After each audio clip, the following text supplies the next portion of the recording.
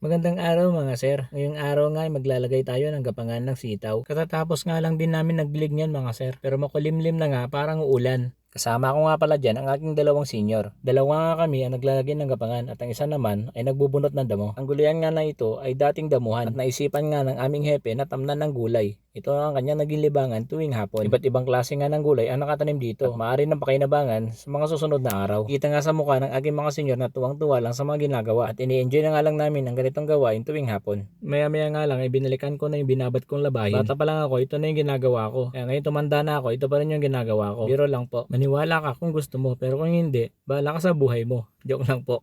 At may gusto din pala akong ikwento. Kala nyo siguro masarap sa buhay ang may kotse. Pero hindi. May pampaayos ka ng kotse pero wala kang pambili ng brief. Tignan nyo yung brief ko. Pinagtsatsagaan ko may butas. O, di ba? Pero ang tawag dyan, air conditioning. Sa mga gustong magkaroon ng ganyang brief, pwede nyo ako kontakin o tawagin. Maya-maya nga lamang, isasalang na natin sa washing machine. Magtataka siguro kayo kung bakit kanina nagsasabon ako, saka ako mag-washing machine. Huwag na kayong magtaka, magkaiba kasi tayo ng mundo. Nasa mundo ako ng mga malalakas. Kaya ang gusto nyo lumakas, magpalakas kayo. Bahala kayo kung paano kayo lalakas. Basta magpalakas kayo para lumakas kayo. And to make the short story long, sasampay na nga tayo at dito na natin sasampay dahil makulimlim. At kung umabot ka nga sa parte ng video na ito, magkakalimutang mag-like, mag-share o mag-comment. Maraming salamat!